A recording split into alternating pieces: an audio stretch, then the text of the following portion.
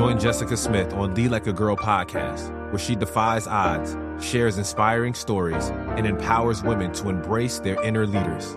Tune in for a transformative journey. So I'm talking on the phone with my brother. He's in jail, and I tell him that I have this crazy idea. And he's like, "What is it?" And I said, "Well, I think I should take you through the training that they're taking me through to be a director." And he's like, "What? How?" And I said, "Well, what I can do is just mail you all of the information. So the scripts, the books, the assignments, and just take you through the same training that they're taking me through. And when you get out, then I will pitch to the owner that I think that we should hire you. And the whole thing will be, you're already trained. We don't have to take the time to train and develop you. You can just come in and start. All the work is done." And I remember it yesterday, clear as day. He was like, "That's the stupidest shit I've ever heard in my life." And I laughed. I'm like, "Why?" He said, "You think I'm going to take all the time to do all this work and learn all this stuff and read all these books in hopes that this rich white businessman is going to hire me when you've already told me that outside of yourself, everyone else has this job, has fancy degrees, and I'm a convicted felon? You think that's going to happen?" And I said, "I don't know. But what I do know," and what about this part? "Do you have something better to do with your time, sir?" He was like, "No, I'm not doing that. That's just stupid. That's a waste of time." Well, about a week or so went by, and I talked to him again, and he said, "You know what? I've been thinking about what you said." And he said, and I think you're right. I don't have anything better to do. So yeah, let's give it a shot. And if I get out and he doesn't hire me, oh well, but I'm spending my time reading and learning and educating myself anyway. Why not just learn whatever you're learning? So I was so excited that he was open to that. And I just remember, first and foremost, just taking it to God and just asking him to just lead the way and to just help me figure out what I need to say to convince the owner once we get on the other side. Now, this was a good, I don't know, maybe it was like a year before he was even getting out. And we didn't even know if he was going to get out. He was going up for parole. So I think it was a great example of, sometimes we just have to think big and believe big, because it really did, even to myself. I had to, go through it in my head a dozen times before it even came out, because I thought it was crazy too. But I'm like, but crazier things have happened, at least to me and for me. So we went on this learning journey together.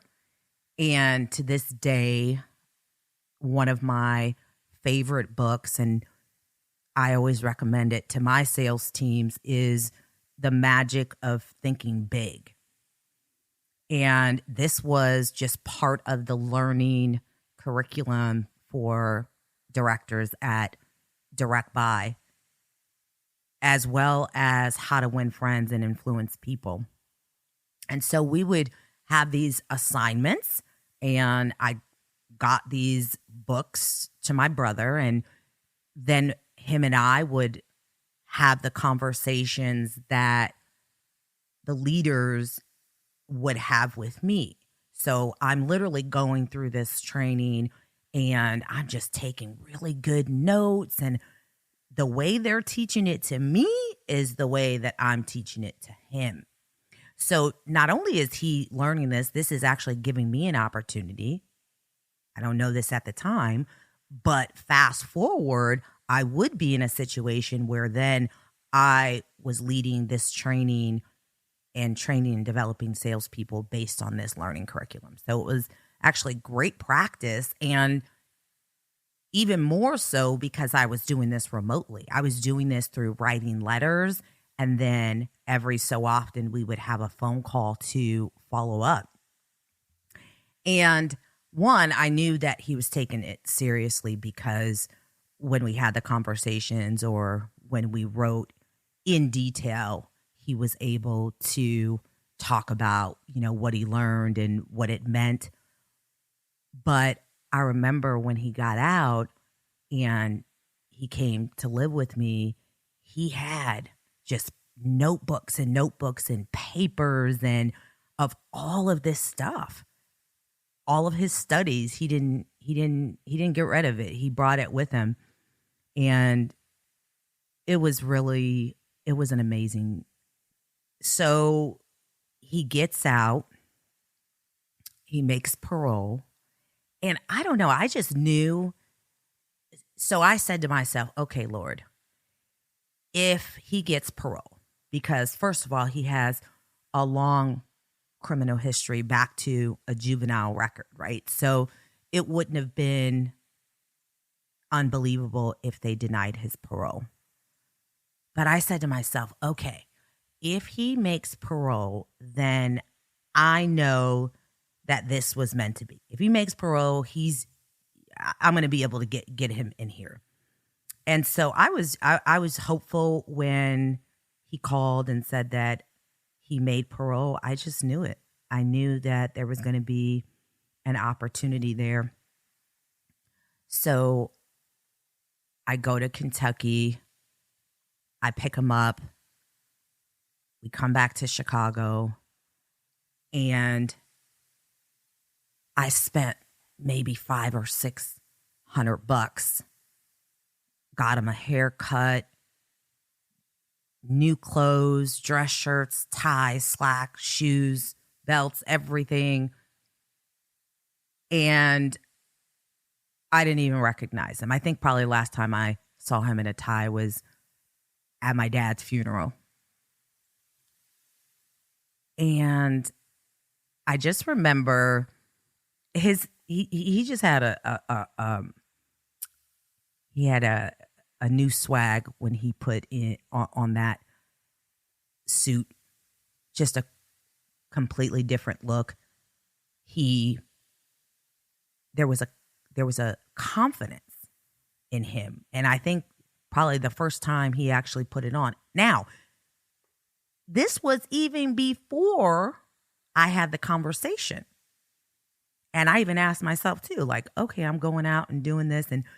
But again, I just believed. But now it was time to pitch the owner. Like, what the heck am I going to say? What if he says no? Then I have to tell my brother he said no. But again, I had to quiet that negative voice in my head. And I had to just believe. And so I asked the owner if I can talk to him in his office. And I said to him, I may have a good person that I want to refer to work here. And I was thinking, what if we had someone who was already trained? So they know all of the scripts inside and out. They sound great. there's no time in training that needs to be spent. They can just come in and get started. And he's like, did you steal another director from a different location? And I laughed and I said, no. And he's like, well, how would you find someone already trained and ready to go? And I said, well, I train them myself. And he's like, you train them yourself? I don't understand. And I said, well, it's my brother. And he is ready to go. And if we can get him in for an interview, you can talk to him yourself and you make the call. He's like, well, wait a minute. Which brother is this? Is this your older brother? And of course, like everybody else, he can't keep up. And I told him which brother it was.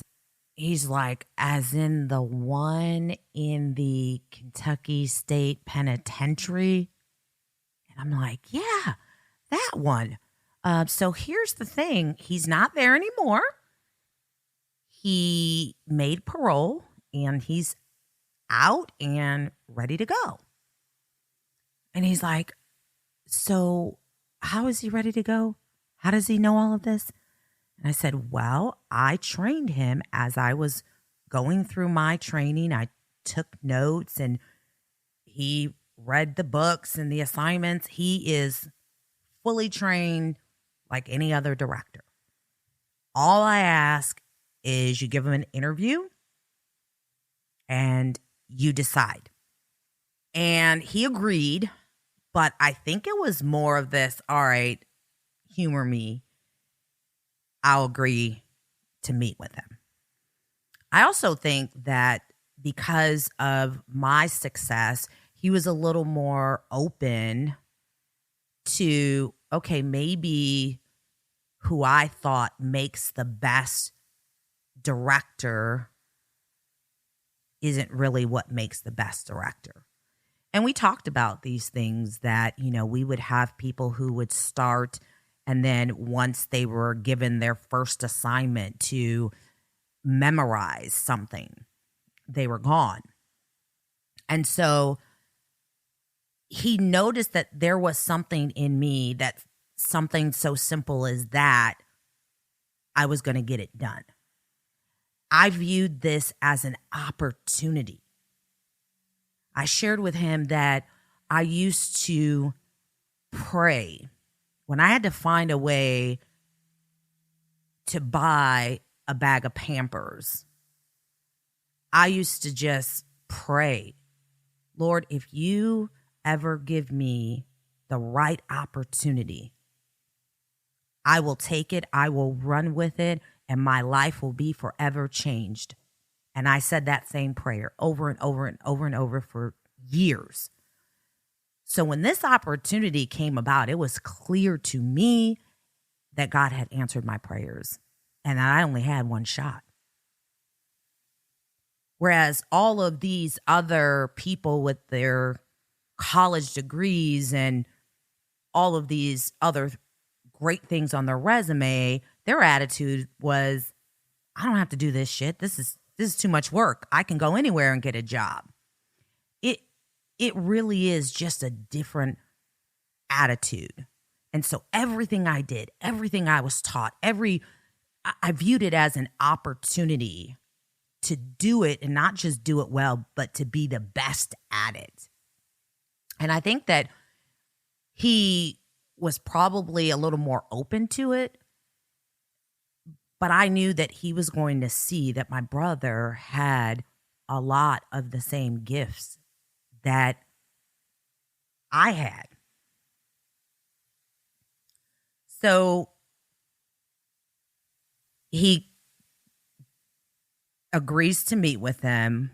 We interview him, or I should say he interviewed him, and he loved him. He said, the first thing he said, I remember, was that he found his Southern accent very charming. And he had more of an accent than I had because he spent more time in Kentucky. I did a lot of back and forth, and I guess I never really picked up the Southern twang, or I lost it over the years. But my brother very much so had that, and the owner said, I think that people, for whatever reason, find a Southern accent trusting and charming. I don't know if there's any truth to that, but I remember him saying that. So that was, he got some points for that. And he was impressed. He was impressed in terms of the amount of the assignments that he knew. He certainly tested him on the scripts, and he knew them word for word. He would call out chapters of the book, and my brother would tell him the title of the chapter and what he learned from it. I mean, it was pretty impressive. And, I wasn't really surprised because, as I've mentioned, growing up, we had, this dynamic. And unfortunately, I think my dad really created it because he used to have us as very young kids. I was maybe in second or third grade, and my brother's a couple years older than me, but we would have to read, and not just, I'm not talking about children's books. I don't even remember ever having children's books in our house. My dad used to read books like Hemingway or the newspaper. And I think that's a lot to do with why I never read the newspaper, don't listen to the news to this day. As kids, my dad had us read the newspaper out loud. And my brother and I would take turns. Well, I was always a better reader than him. And so I would literally sit over his shoulder when it was time for him to read, and every stutter or every mistake he would make, I would jump in and finish the sentence or say the word as he was trying to sound the word out. And he would get so angry. And my dad would yell at him and say, "Don't get mad at her because she's smarter than you. She's trying to help you." And so there was always just this weird dynamic between us. And I think my dad, in a very unhealthy way, created this competition between us. And it was always around, who was smarter, who got better grades, who could read better, or, who could problem solve better. And I really loved my brother, and I loved hanging out with him, even though he was, a big fat bully to me. There was really no one else to hang out with. My older sister in the house at the time, she was very much so to herself, and she's now, I think she's like 5 years older than me. So she was kind of in her own teenage world. So there was really no one else to play with but this guy. And I think, he made me pay for it, because this weird competitive dynamic that we had with each other, when we would play, like I said, I'd have to pay for it. But I bring that up because for me, going through this opportunity to teach him something and lead, and him be open to it, was a big turning point in our relationship. At least I thought. Now, once he got into the role, of course, again, he was a natural. He was good. And it became very competitive between the two of us.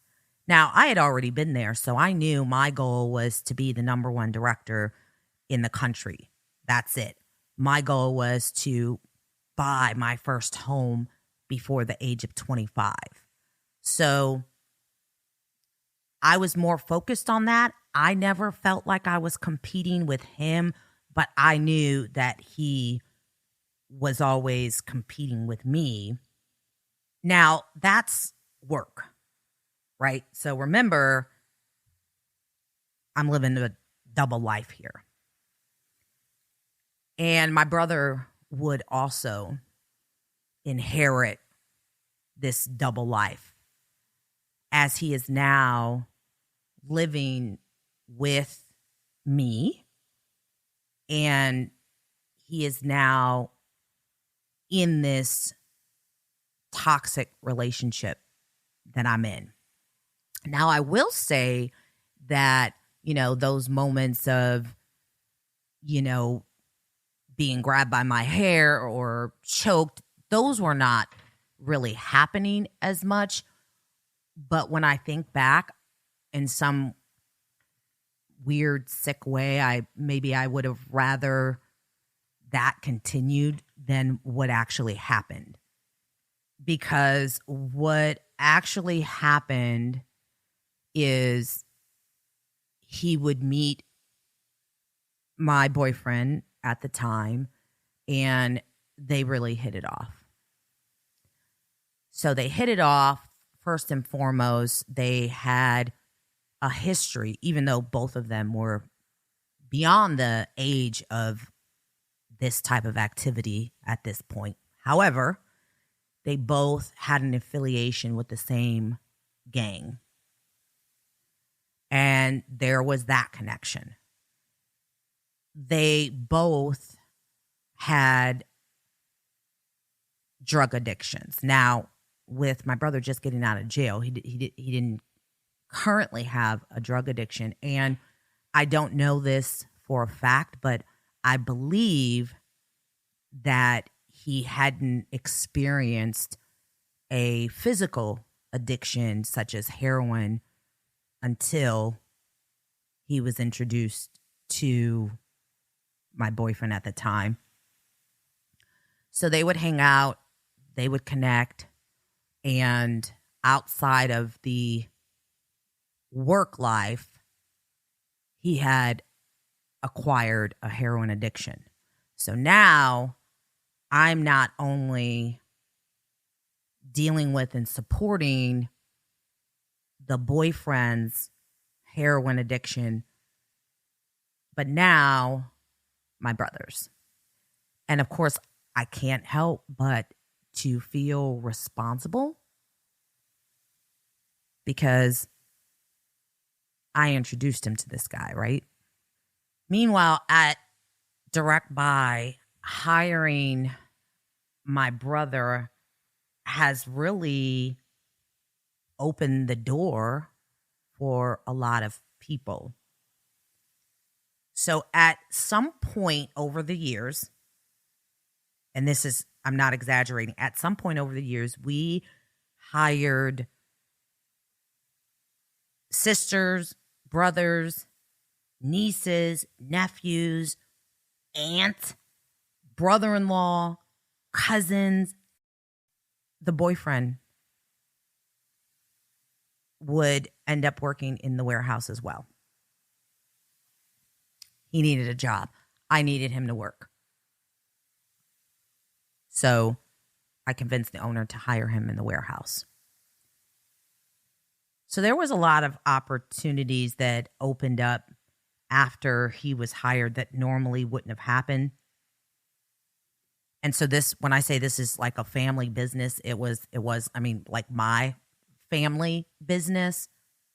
I would say that my little sister, so she is 7 years younger than me, and she is probably who I am most proud of. So I had her. Now at this time, she lived with my older sister, the twin of the police officer. So they were the two little ones I think maybe 2 and 3 when my dad died. So they were living with the other twin. And that was a whole nother mess of a situation in terms of, and don't get me wrong, my sister did the best that she could do, but that home situation was not the best. So I had my little sister at 12, 13, somewhere around there, working under the table in our call center. And she would go on to a long career with the company, actually running our customer service with my best friend from high school.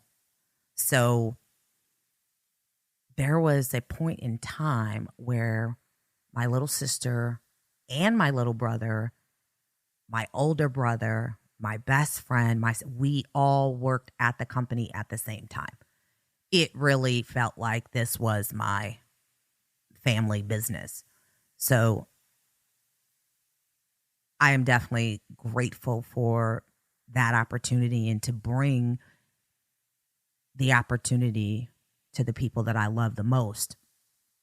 But back to this situation, things are not going well for my brother because he would become successful in doing the job. And part of being a successful salesperson is making good money and making even better money that I'm sure he even made on the streets, because I used to tease him that he was the worst drug dealer because, unfortunately, with a drug addiction, we know how that goes.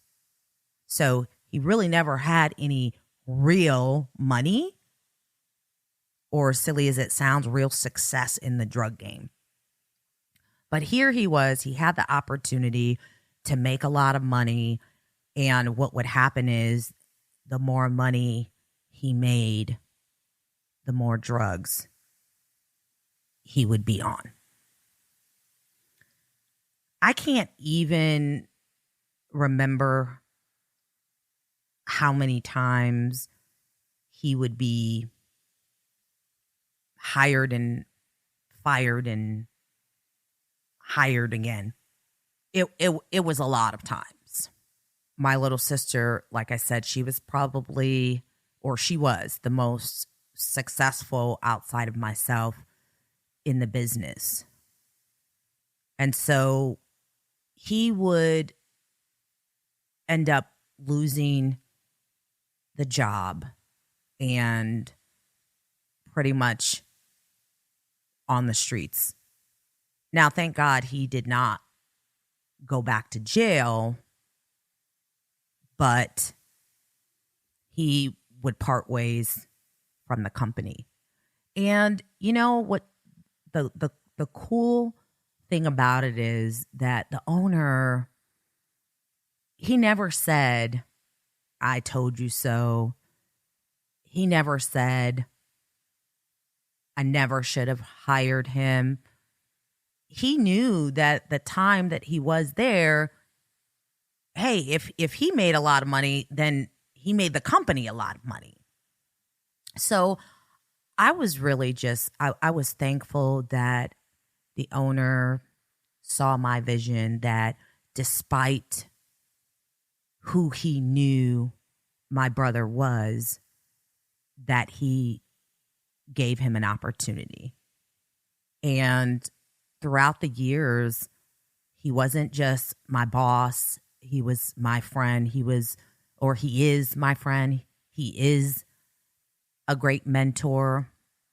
The company would get to the point where the two owners at the time, Mark and Mark, would part ways. And I believe that we were the only franchise in the network and probably in the history that ever had one person that ran the entire company. So it was very much so a family business, husband and wife usually. The husband ran the sales end of the business and the wife ran the service end of the business. And so in this case, he bought the other Mark out and he became the sole owner of the business, running both the customer service end and the sales end of the business. And I watched him do that, and it was not an easy task. And he didn't know, but I was praying for him. I was praying for the right business partner. I had not had the vision of owning the business yet, but I was praying for him because it was hard work. Thank you for tuning in to another insightful episode of Lead Like a Girl.